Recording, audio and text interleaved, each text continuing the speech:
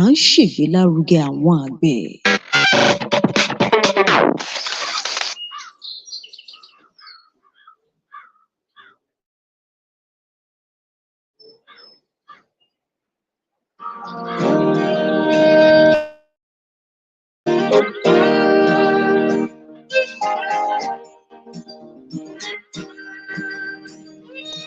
It felt the sun was setting on the world and its plans.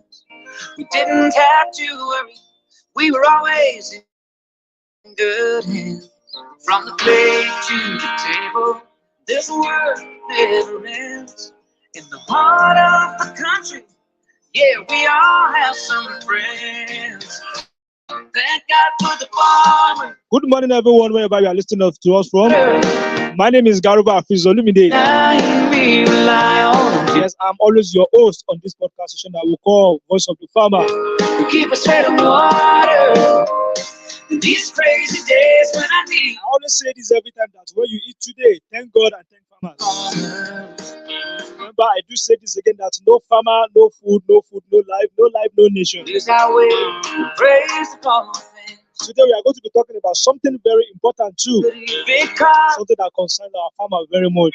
it took the storm, And something that also concerns you as well. it can be found. Because I know definitely this morning you have eaten. And lean on. That means food security should be your concern. That is why I say food security should be everybody's concern. Nobody's working harder.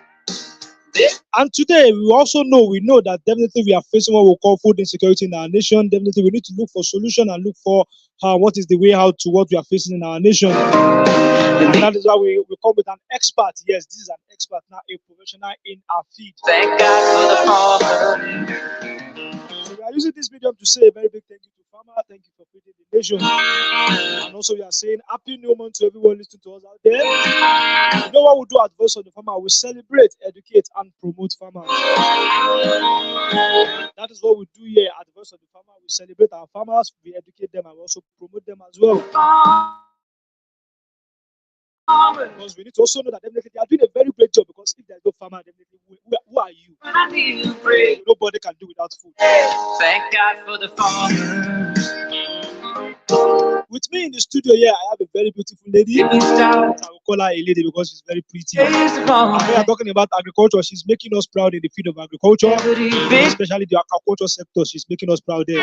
It took the storm to show us shelter. Now, today we are going to be looking at the roles our schools can play in attaining food security in our nation. Falling down. Thank God for the farmer. Remember, everybody, I said food security should be everybody concerned. That means our schools also have a role they can play in attaining food security. And that is what we are going to be looking at today with our guest in the studio.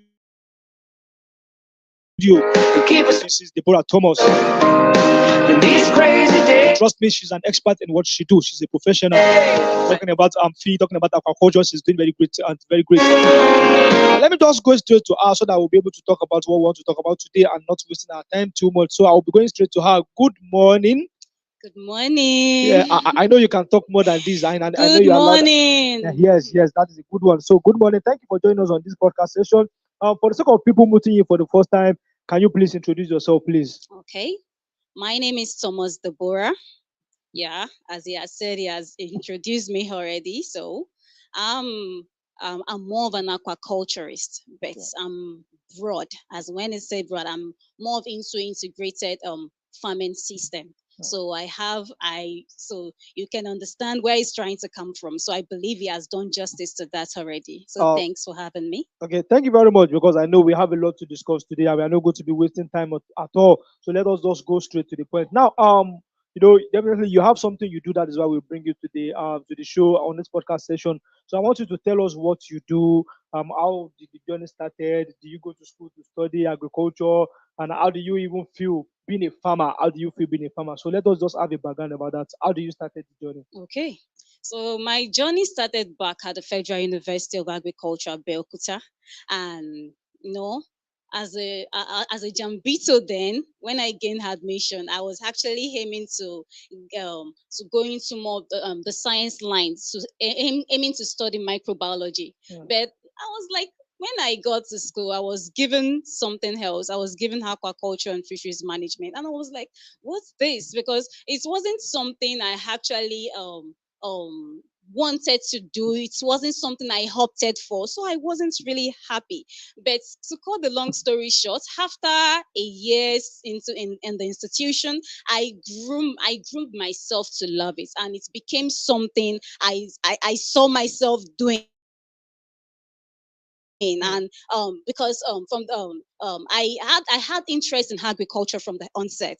So when I got when I was admitted into the Federal University, that's FUNAB, I noticed, along the line, I noticed that even if I don't do microbiology as a science course, I could as well do fish microbiology, trying to expanding my scope into the pathological line and food line, and to study more of it. So eventually I fell in love with it, and from then till now have been on this path. And in fact, I love it. I can't even it's something I grow to love, and it has become part. Even if I'm sleeping and waking up, I'll always, is either I think of fish or I think of food, because food is something that is very crucial to the health of everyone. So food security is very important. Now, let me ask this question in a straightforward way. Do you regret being a farmer? Never.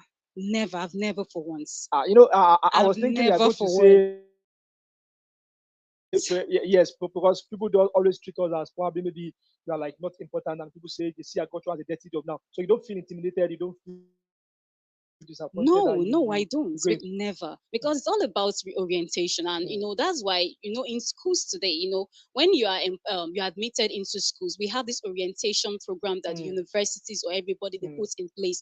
So when you go to those orientation programs, it's more like grooms you on what you on what you have to expect. It helps you to see things the way you have never seen them before, and it also helps you to actually look into those things that have been introduced to you, so that you will not feel like one for me school. But it's something that when you got there, you got into the system, you were orientated, you were taught about you then later you realize that even agriculture is still a science course. So even if you don't you are not into your normal, is it microbiology, is it your biochemistry, is it, you will notice that even in agriculture there are still some eye openers, because agriculture generally is a science course. And when you even in the biochemistry you want to study, whether be it in the pharmaceutical line, when you are in agriculture, just like in my school for now, we have co-plants, that's all this college of plants college, animal college. You get to know that yes, some plants play a huge pharmaceutical roles in the biochemistry industry. You understand? So when you are still on the right track, it's all about you having that orientation. So wherever you find yourself, even if you are in agriculture, whether you aim to be an engineer or an automobile, you will still get to do it in agriculture. So it has never been a thing for me to regret, because I was orientated and I loved it and I fell in love with it. I enjoyed it and I'm still enjoying it, and I'll always enjoy it. That's a good one. Thank God for the farmers. Nobody's working harder. There's no. According to Miss Deborah, she said she loved doing farming and she enjoyed doing farming and she's going to be enjoying doing farming as well. Now, my question to you is: you that you are a farmer, do you love what you are doing? Are you enjoying it? Days when I need. Have you ever one day woke up and say, I even regret being a farmer? For the farmers. To share with you, I don't regret being a farmer, and I don't also regret being a farmer's advocate as well. So what to do as a farmer is we advocate for farmers as well. Now, going back to our topic today, we say what are the roles of schools in attaining food security. It's obvious and everybody knows, because let me say 2, 3, 4, 5 years ago, the situation of the country is different from what we have now. Talking about hunger, talking about expensive high cost of all this food that we eat. Even people, the one that is very, very close to us, the vegetables, they're also expensive as well. Now that means we need to take the bull by the horn. That means everybody needs to stand up and see what can we do in attacking this problem. That is solving the problem of food security. Now we are saying, what role do you think the schools, that is either secondary school, either institution, either primary school, all the levels of schools that we have, what role do you think they can play in attaining food security? Okay. So just as you said, we need to do what? To take the bulls by the horn. And how do we do that? Through the horns, It takes a brave mind to be able to actually take that method of approach. So, when you talk about food security, what does food security, what does it mean? It's more like you having access to something that whether it be the physical, the economic aspect of food, making food accessible to the ones, to everyone out there, and how do you make food accessible to them? We don't just look at the finished stage to make food accessible to people. We have to do what? To look at the grassroots. So how do we inculcate this system into young minds? So we do that, by these young ones, they are still young. How do you make them to fall in love with something? How do you try to to make them, as in to it's just like now, one of my mentors, that's Sage. I love what he does to his children.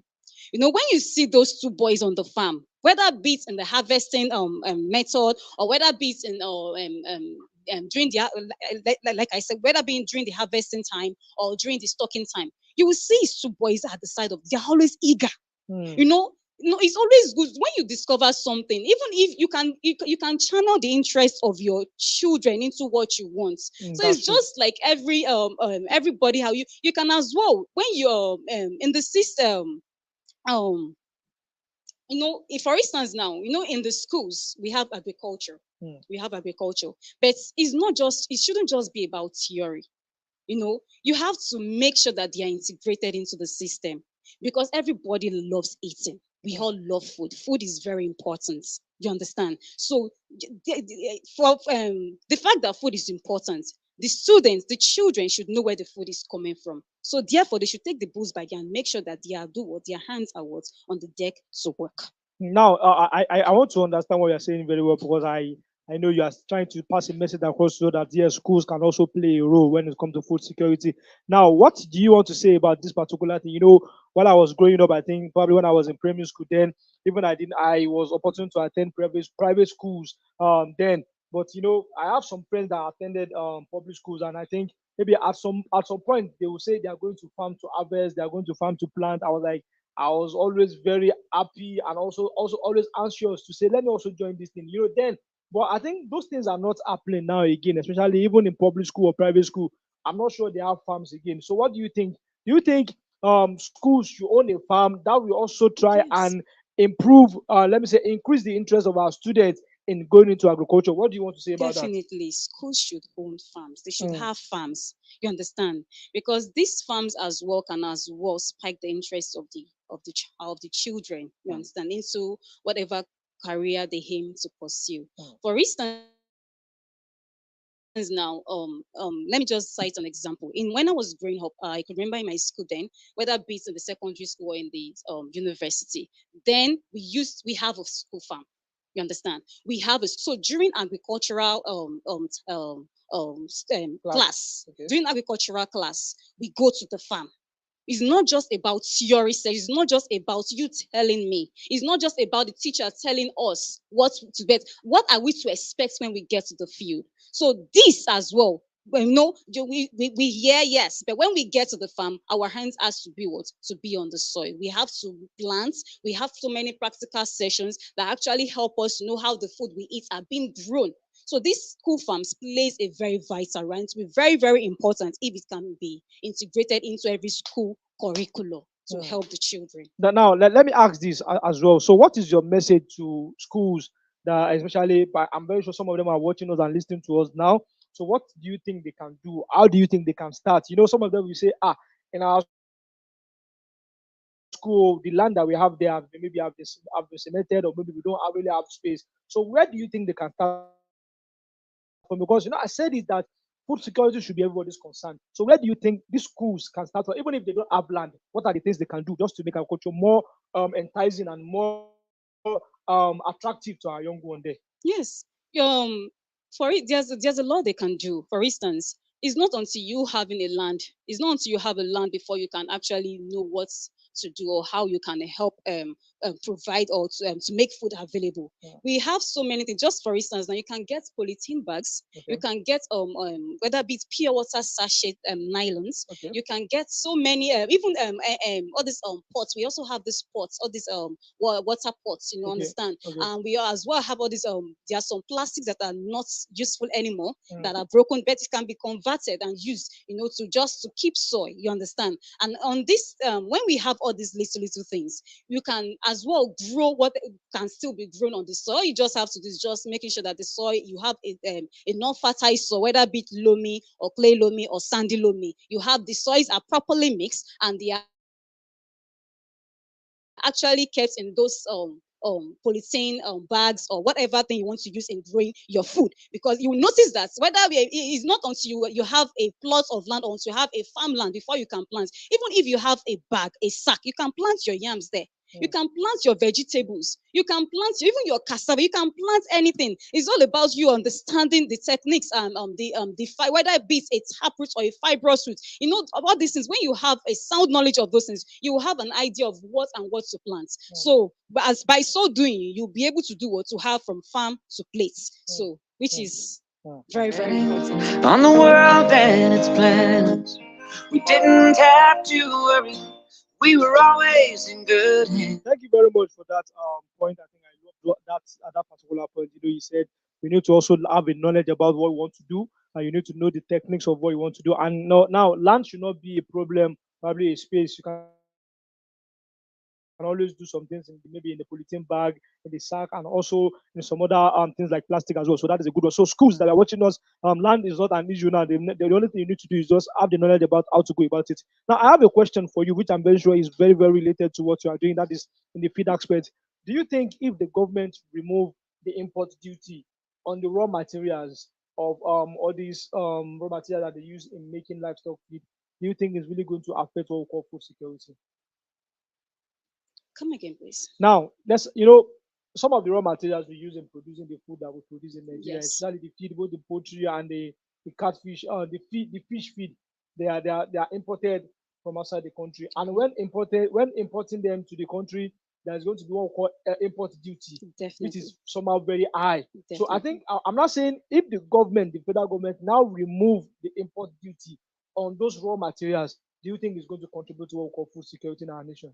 Of course, it will. And before the government can even remove the import duties, we have to ask ourselves one very crucial question. What of the insecurity? Do we have people security in the nation? Do you understand? So that's very, very vital. So if we have people security or citizen security, let me just put it that way, it is going to encourage us, instead of depending more on imported goods, it will encourage us to do what? To grow food on our soil.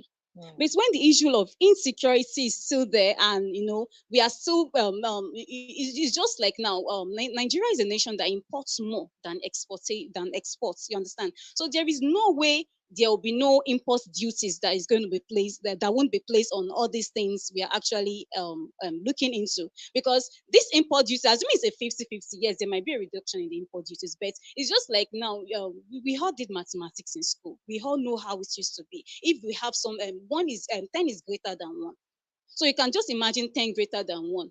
You can just impact, say, okay, fine. For me to that's 10 is actually signifying the importation. For me to get that 10, I have to pay more to get the 10. You understand? But in the process, in an instance when we have one that seeming to be greater than 10, because it is more in demand. Because why? We export to other nations. It is going to help our GDP. It's going to help our food security. It's also going to help our foreign exchange, just like China. You understand? So when all these things are actually met, if all those things are actually put in, then we can now talk of the import duties being reduced. Now, to wrap it up, because I know you've been able to say a lot of things about why schools and the roles that the school can play in attaining what we call food security. So what is your advice, your goodwill message to our young one? Looking at you are a youth, and definitely they say youth are the leaders of tomorrow. So they have a lot of things they can also do when it comes to food security. What are your advice to our younger generation in also trying to grow interest in agriculture? Some of them still see it as a dirty job. I will still continue to say this. Well, I can always tell you that you can be a farmer. There's something there's someone we call corporate farmer. The guy always look neat every time, and you will know he's a farmer. So you can be a farmer and you can look very nice, you can look very neat. So that doesn't mean you are doing a dirty job. So what's your advice? What's your good message? Your message to them and eventually into agriculture, even if it is for them to start small and grow bigger. Okay. Food is important.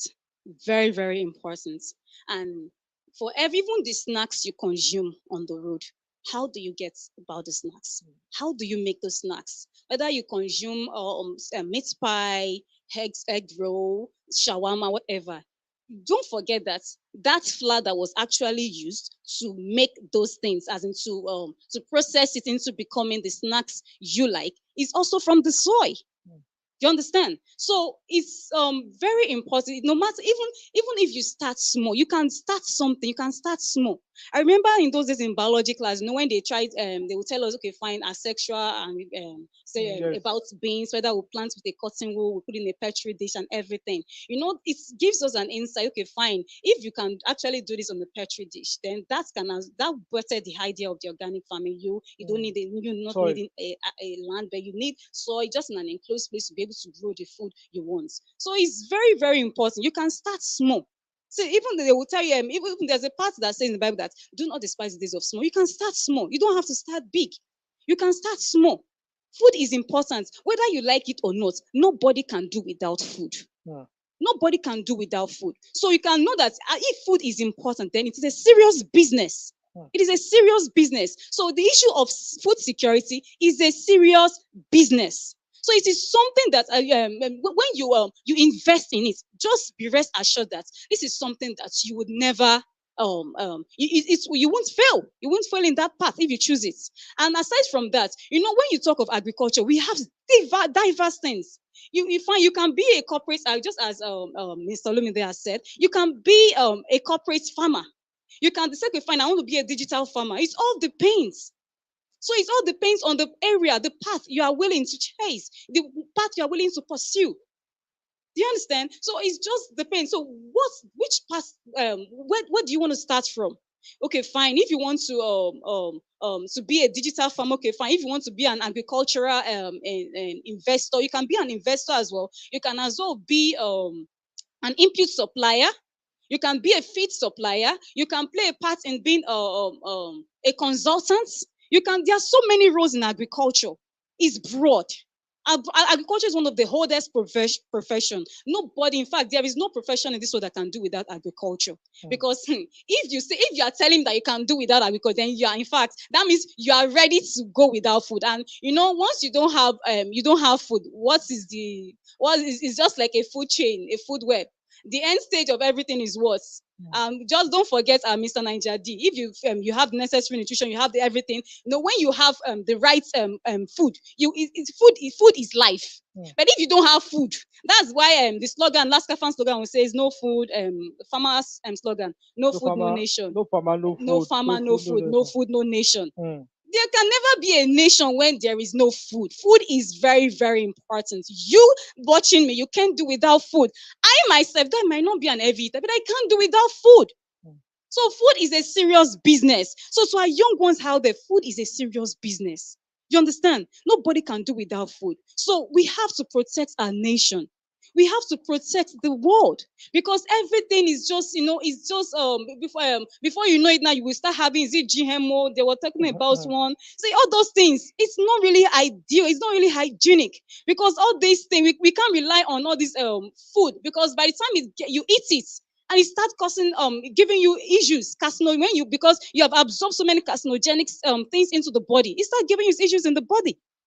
And before you know it, whether the disease, the ailments, we will start hearing cancer, cancer, whatever. So you have to protect your future now by what? By taking by paying attention to what you eat, because what you have inside of you is also how would I say it? Is also proportional to what comes out of you. Do you understand? What you have inside of you is proportional to what comes out of you. So what you eat is proportional to what you people see in you. Exactly. You understand? Yes. Fine. If I don't eat and I have kwashiorkor, I'm bloated, will you want to give me face? No, food is very important. So our young ones should pay attention to food, because the best way to securing our future, it is through what? Through food security. Ensuring that we all have balanced diets on our table. Accessible food, we all have balanced diet, because when you have balanced diets, when you see me, you know that yes, this person, because health, they will say, is wealth. Yes. So food is wealth, health is wealth. So that's just it. Celebrate celebrity because I know if you have enough time, she will talk a lot about what we call about security. shelter can be I want to say a very big thank you to you for coming on this show. and lean on when all else is falling. And so our youth out there, she has passed a message across to you. Just try and start something from anywhere you are. You can always grow bigger from where you are. Just start small and grow bigger. We rely on If you say this, let us start growing what we eat. by the farmer. No farmer, no food, no life, no nature. And these I'm crazy, going to be rounding up this podcast session now with Mrs. Deborah Thomas. thank God. Very much for coming on board. Thank you for feeding the nation as well, because what you are doing is very, very important in our cultural space. I come the way next time. My name is Garuba Afizolu. Make sure you share this video, comment, like, and try and repost on different platforms. I come the way next time. I say bye bye and God bless. Thank God for the farmers. Nobody's